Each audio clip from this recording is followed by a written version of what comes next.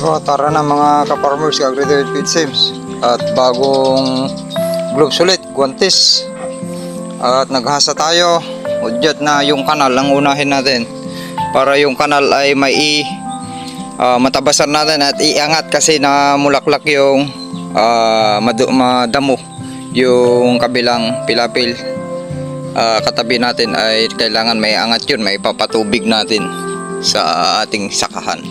At iangat muna natin tapos iangat, patay naman na yung nasaktan na, patay na yung kwan dyan, damo, tatapasan naman natin. Okay, sharing natin yan, ang layo nyan hanggang 200 papunta doon 250 to 260 meters kalayo. Yan tatapasan natin pag ganyan, pag ganito, pag ganon, tapos iangat pa natin yan bukas ganon. Baka tatapusin nato dahil pitik-pitik lang naman ay 2 araw natin tatapusin ng gandun. Para pag nagpatubig tayo at nagpatubig yung mga katabi natin, iangat natin yan buto ng damo, i-tsa doon sa kwan, ilagay dyan para hindi natin may patubig, ilagay din natin dyan. Okay, ganon ang gawin ninyo para sa pagkontrol ng damo. Inisprayan natin una ng glyphosate para ilang month yan ay hindi nasisibol. Tapos tatabasan para yung daloy ay pag nagpatubig tayo, daloy ng tubig ay mabilis.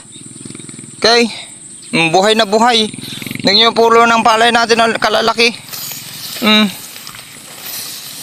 Nagraton na. Tara, at iwan ko itong kwan, cellphone. Okay, morning mga ka-farmers, kamanalan ka magsasaka.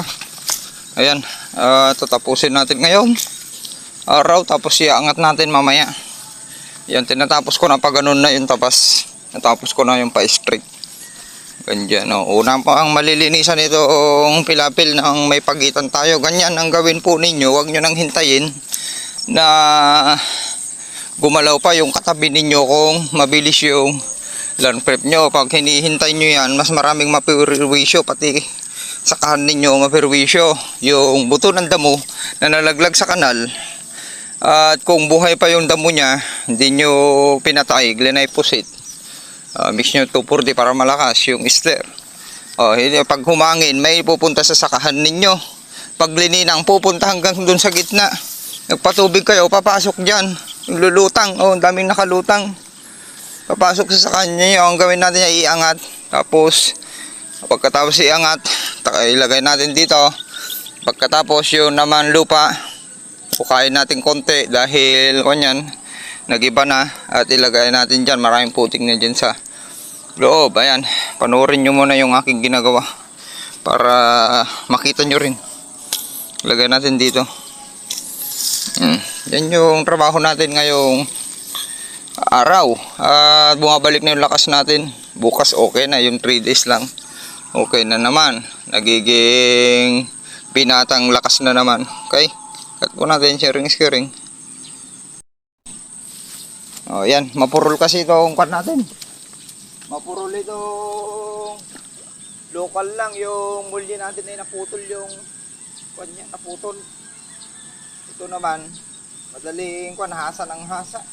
Mga nabibili sa palengke, maganda yung magpasadya talaga yung mulya. Matalas, at wala, kahit hindi ka na maghahasa. Ito, hasa ng hasa. Hasa natin, tignan nyo ang hasaan natin, no? Plate, hindi mauubos yan. Ito na pa ganyan. Tignan nyo, daming trabaho, pero kailangan ng PUDS. Kung mabilis kayong gumalaw, huwag mabasan nyo na pati katabi ninyo. Ganun din pag sa pesticide, isprehan nyo na, paabutan nyo yung kanya para hindi pupunta sa kanin nyo kung napokontrol kayo na mga peste. Ito, tapasan natin, makikita na niya yung butas, kasi sa dati hindi din natapasan, kaya hindi nagpipit-pit, lumulusot yung abono. Kung walang kwan, gawin ninyo yung nagpipit-pit. Dami na ang kiwit ngayon, alcohol, wag di kayo nagpipit, sayang yung mga low ninyo. Kung siya, lalo kung nag-abono kayo.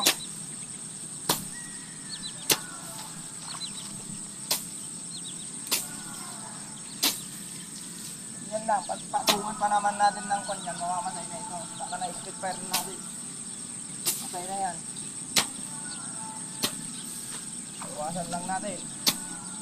Para yung buto ay mapunta na dyan. Ililipat sa kaan natin.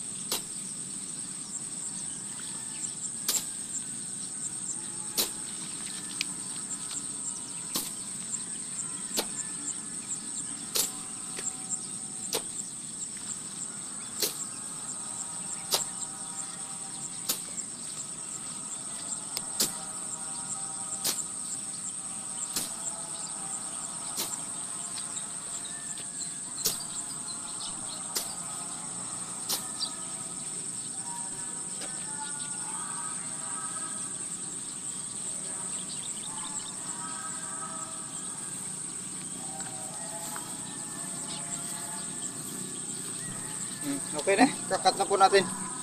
Mahaba. O, ganun lang. Gawin po ninyo.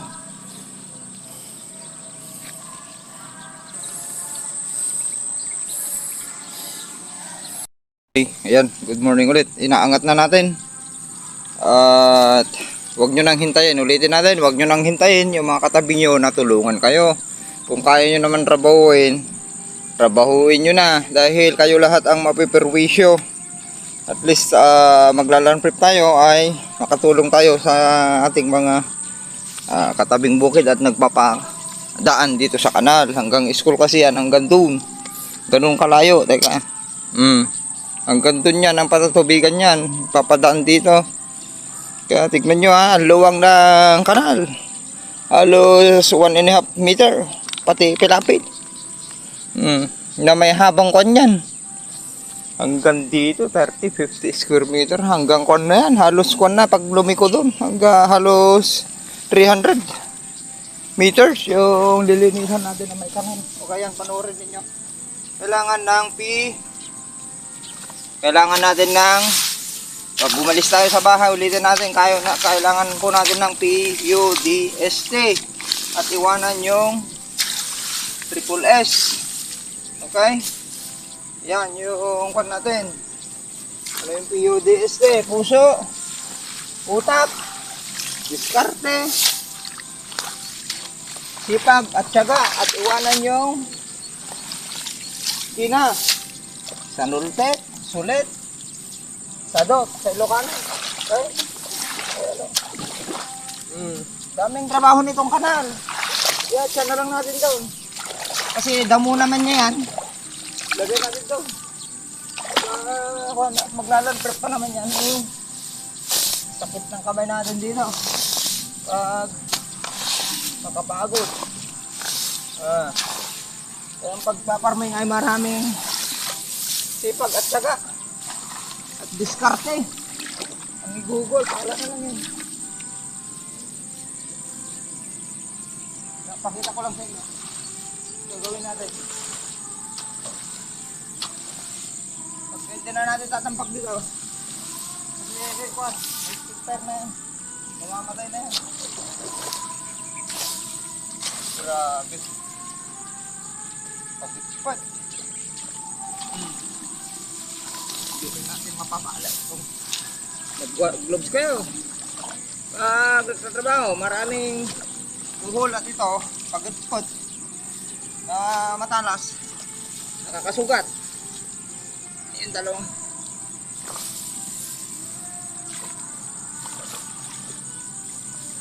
ito magpapatagal natin.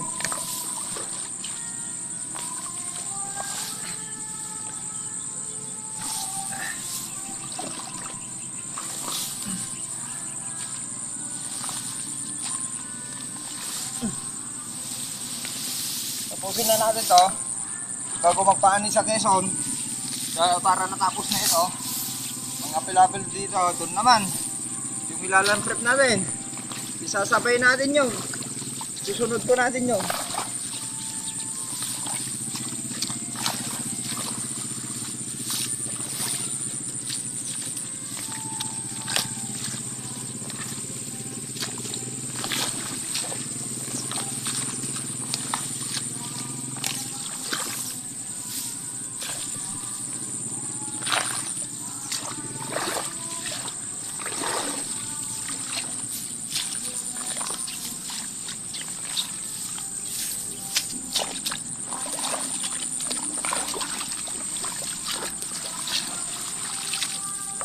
Okay, cut na po natin yan. Hanggang dun sa gitna na tayo, naiangat ko na. At ito, tapos ko yung konti na lang. Dito naman, tapusin ko yan, okay? Cut po. O, ganun na, maraming sipag. PUDST at iwanan yung 3S. Land prep na natin to. Para sa Quezon, magpaani tayo doon. Land prep din yun. Tapos na natin yung mga pilapil dito. Okay, yan, tapos na natin hanggang dun sa kuan. Yung pag ganun naman. Bali, kuan ito, mahigit 300 meters yung layo. Ayun, si Kuya Carlito naman nagtatambak dyan sa kabila. Nag-start na rin. Yan, mas bunga dyan, mas maraming tubig dyan banda sa kanila. Tayo lang papunta dito, nagsasalo lang. Hindi pa natin pwedeng iparektang papunta dito dahil maraming buto. May papatubig natin yan. Ang gagawin natin dyan, pwede rin diskarte. Yung dayami ipunin natin dito. Pag natuyaan ito, susunugin natin. Pwede rin yun. Pati ito yung pilapil na lagyan natin ng kwan. Huwag na harap natin. At nakakuan naman na glyphosate pero para kwan yung buto ng damo. Yan yung may papatubig natin ng mga buto ng damo. Dami oh. Siraw-siraw. Hindi natin pwedeng irektang ipatubig yan. Paiksitin natin dun sa likod. Okay, para may anod doon papunta doon sa likod. Para kung hindi na kakalat ay sunugin natin. Di makakalis tayo. Bis na walang mapapasok na damo sa ating sakahan na dahil nalinisan na natin yan. Pwedeng hindi na tayo talaga gagamit ng kaya sa Transplant di ako gumagamit ng herbicide, water management, EWD. Okay? Yun, maraming benepisyo ni WD. Tapos pag direct seeding kasi hindi pwede, matagal na natuyuan. Mayroong sisibo lalo kung galing dito sa pampatubig natin at galing sa katabi nating sakaan. Tatabasan pa natin yan, napatrasan na natin, punta tayo dun. Bilangin nyo kung ilang step yan. Halos 500 pag paliko doon. Kaya divide 2 ninyo, half meter yung step natin. Di 300. Yung tinatabasan natin na kanal, dito lang banda, wala pa dun sa harap. Buti binura pa natin yung kanal natin dyan sa gitna dati. Binura ko na kasi ang daming trabaho. Yung hanggang dun paliko dun pa-exit. Kaya naman na natin diskartehan. Dahil sa PUDST at negative 3S. Bilang nyo po ba? Yan ang layo. Doon tayo sa likod, tatabasan na natin yung mga kondyan para walang lilipat na damo. Sa wheat season, wala na naman tayong damo. Zero damo na naman yung ating sakahan. Diyan, damo. Malaking losses yun pag pinabayaan ninyo. Doon sa abono pa lang, nakikikain na. Losses na po yun dahil bis na kakainin ng palay ay napunta lang sa damo. Kaya hindi nyo makontrol yung damo, magastos. Herbicide, yan ang isang pinakamalaking gastos sa sakahan na. Fertilizer, next dyan ay herbicide. Next dyan fungicide. Mamahal ng fungicide, insecticide. Okay, yan yung mga magastos. Lipat tanim, bunot, punlaan, hybrid seeds. Yung komersyal, pamahal na, krudo. Yan yung mga ubos yung 100,000 pag yan pa lang sa gastusin. Lalo kung hindi na pababayang krudo ay gagastos kayo dyan ng 20 to 30,000. Yung 20,000 nga lang na kung natin wala pang tanim bunot ay umabot na ng kung computein nyo lahat, kung i-accounting nyo yan, yung cash flow, in and out, plus interest, mga utang ninyo, net, gross sa net income ay zero, balance. Ang nanalo, yung tagasaka lang, yung walang kinita, farm owner. Okay, o tara, dito na, kaya hindi ako nagpapasok dyan. O, dayami, pwede rin. Lagyan nyo ng dayami, kahit may pumasok ay nasala yung or net. Gawa tayo ng net, pati kuhol na screen para buto ng damo at net ay hindi papasok sa ating sakahan. Okay, maraming paraan kung gusto nating paganahin natin yung PUDST. Puso, utak, diskarte, sipag at saka at iwanan yung triple S. Sulit, sanultit kun kinasadot, sadot. Skiring. Ganito yung isang naiisip natin pag sa palusot. Tutumbahin natin ito. Pansinin nyo to. Di nakatumba. Ito yung nakatumba. Mayroon si sibol dun sa puno. Ito yung aalagaan natin. Magsusuwi din yan sa 40 days. Pwede na nating basta may sustansya konti, abono konti, pulyo-pulyo. May palusot na tayo. Papatumba natin ganyan. Yan yung magiging palusot natin para F1 pa rin. Galing pa rin sa F1, hindi yung nalaglag na sumibol ay magiging F2 plus itong ganito nyo. Kung ganito naman pwede rin, pero mas maganda yung ganun. Yung galing dun sa mas mababa para yun magkakaugat. Kakain pa. Dalawa yung lalamon na ugat ng sustansya. Ganun yung gagawin natin sa with season, ganyan o. Ayan, yun pasimbulin na, patumba natin, sisibol yung ganun.